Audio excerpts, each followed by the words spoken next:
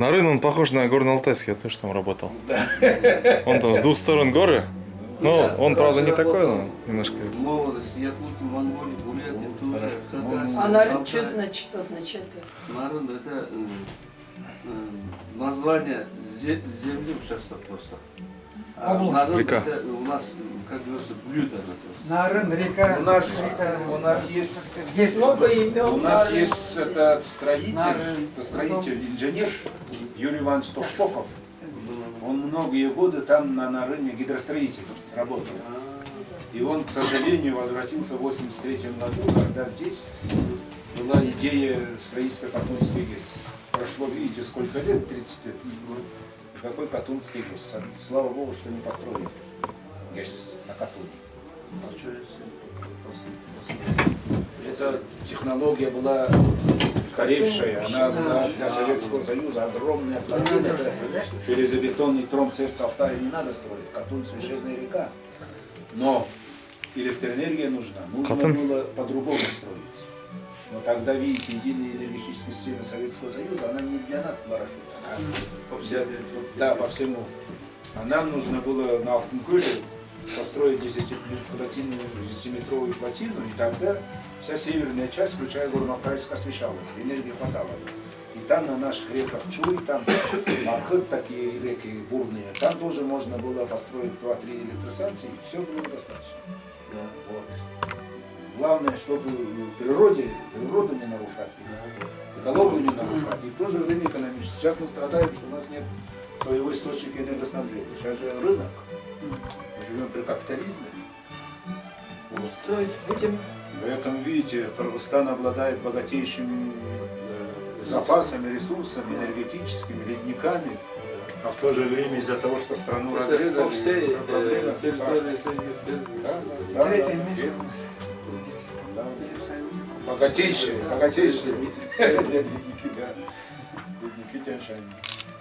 Давайте, чтобы съемка была нормальная и чтобы давайте заново выращим.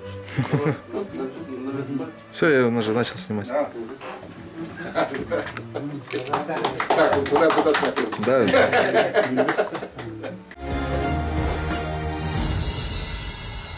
Тоже сейчас ответим. Ответим тем же. Подарим вам альбомчик свой Республики Алтай обязательно. Сейчас я кабинете. Посидите хотя бы минут 10, может быть, именно именно о киргизском народе. Потому что тогда киргизами могли называть казахов. Могли калмыками, в документах называют калмыками, наших алтайцев, например. Поэтому вот трудно сказать, это надо исследовать.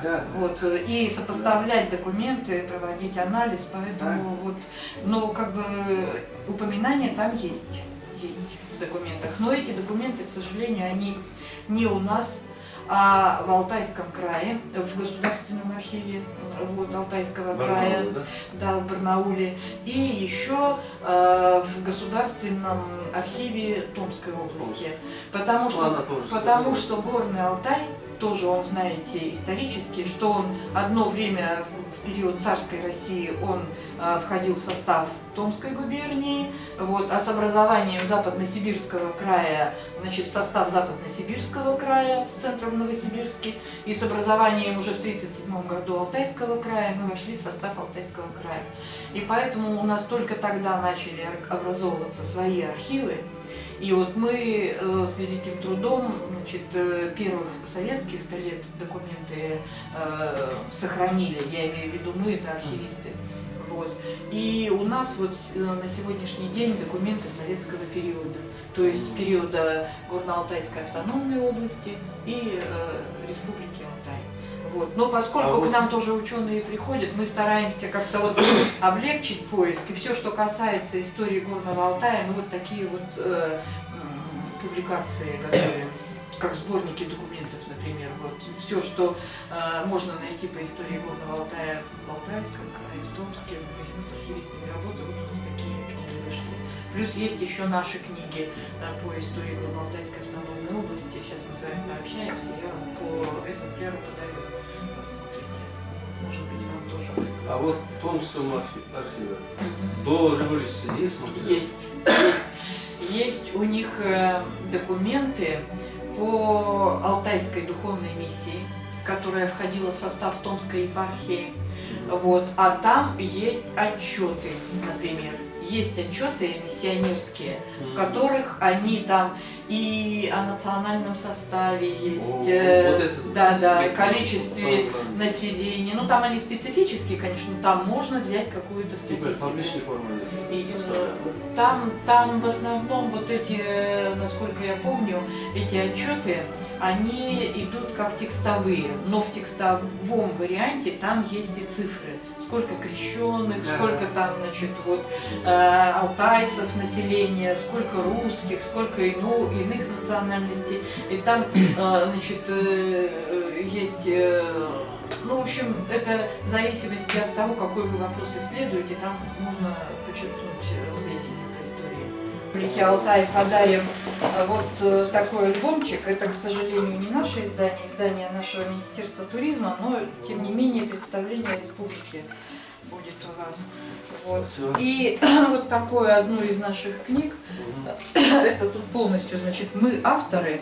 Это книжка у нас «Моя судьба в судьбе Алтая» о руководителях республики, области, уровня регионального и районного, или муниципального сейчас. Да, районного и областного уровня, и сейчас это муниципального и республиканского. Сейчас давайте я вам ее напишу. Так, вы скажите свои.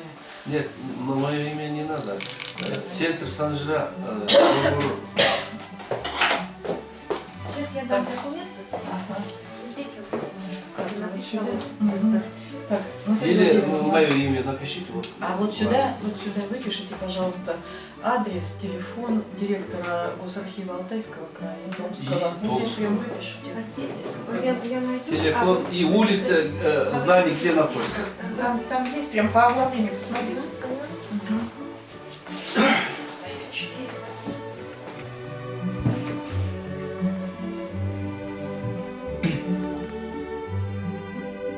Вы наши курсы сбили. Молодцы. Не сбивай. Нет, Грунтоведеры Туве, будьте осторожны. Там опасно. Где? Туве. А, в Туве ничего не скажу. не, именно криминогенная обстановка. А, ну может быть.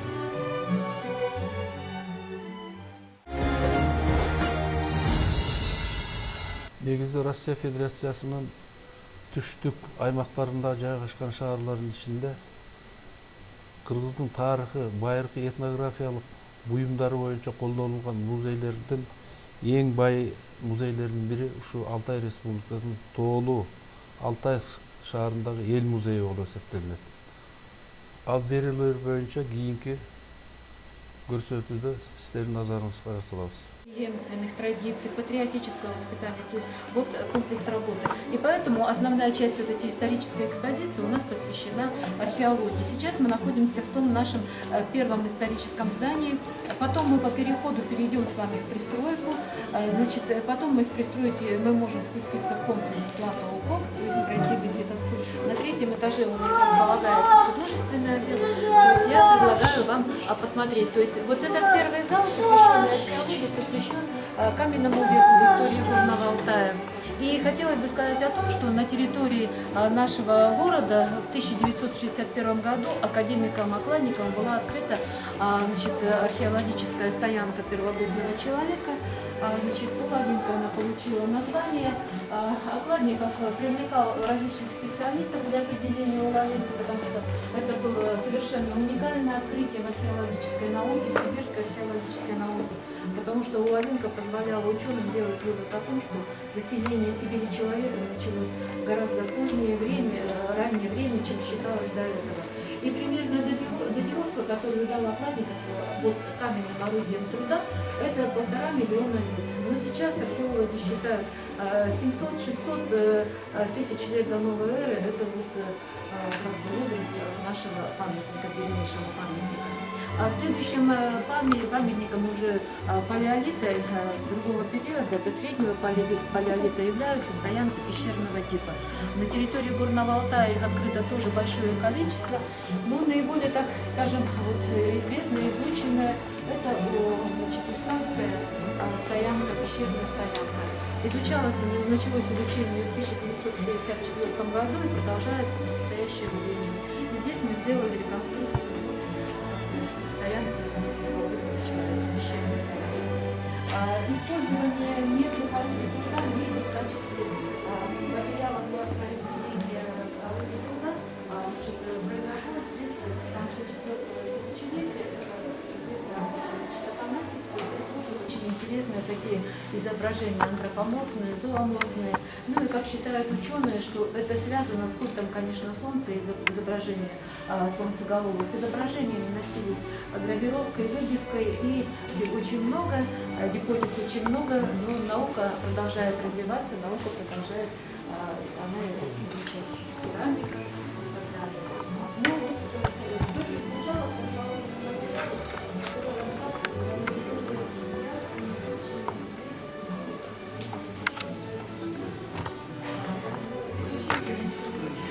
Извиняюсь. Простите. Большие, наиболее известные это комплексы, это знаменитые Козыревские курганы на территории Володарского района, урочище Козырек, затем Башадах на территории Ангудайского района, ну, знаменитые теперь уже на весь мир раскопки на кладовиках, где была найдена мумия женщины скифского времени, и другие материалы. Особенности вот это завешенные жлаты и предметы из орнаментики, они сохранились и дошли до нашего времени, в общем-то, ну, почти в полной сохранности. Отсюда знаменитые хазарские ковры, ковер из Передней Азии, булочные ковры, которые хранятся в Эрмитаже, музыкальные инструменты. То есть свои современники хоронили своих современников в больших деревянных трубах с необходимым набором погребального инвентаря, то есть это предметы вооружения, лошадей,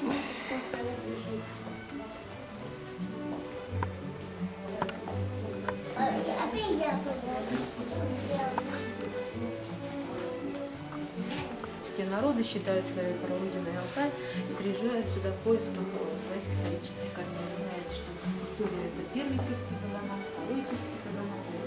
С этим материалом очень знакомы. Здесь у нас представлены значит, каменные изваяния. Вообще в атриуме можно посмотреть, там еще коллекция представлена более полновесно. В этой витриночке вы видите реконструкцию тюрка воина, реконструкция Республики Алтай, заслуженным художником Российской Федерации Мы очень давно с ним сотрудничаем, потому что Иван Иванович родился и вырос в семье Балахтыли, то есть недалеко от того места, где располагаются Козыревские курганы. И он видел, в общем-то, как проводились раскопки в 1937 году. И вот этот интерес к древней истории Алтая совпал с его художественными такими исследованиями и созданиями. Это очень сотрудничать с нашим музеем. И вот здесь вы можете увидеть руническое письмо. Такая историческая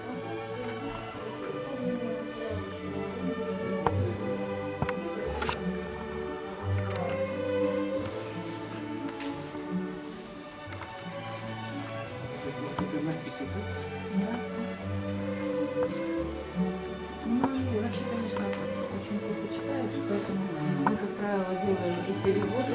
Ну, сейчас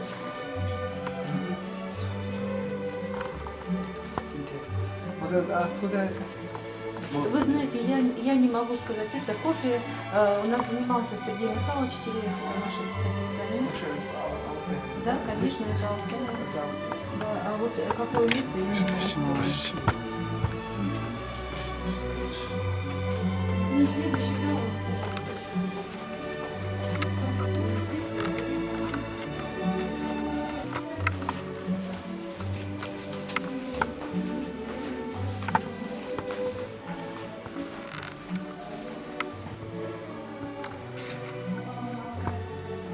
этнической группы, то есть северные и южные алтайцы. И южные алтайцы – это жители Тилингиты, Тилиуты, они, значит, основное их занятие – скотоводство. И отсюда вот различие в их быте, оно, конечно, оказывает кумандинцы, челканцы и тубалары, и также и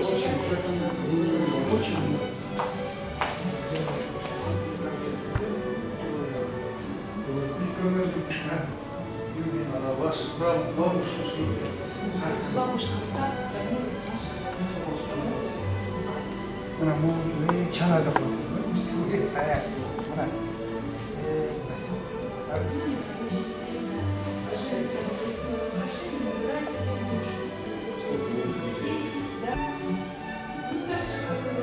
заставляли отказываться от служения своему культу, и сдавать одежды. И вот, видимо, часть вот этих материалов, оно таким образом поступало в музей. Сейчас у нас очень большая коллекция. Надо сказать, что музей проводит большую работу по реставрации. Мы работаем с институтом имени Грабаря, это знаменитый реставрационный центр в нашей стране.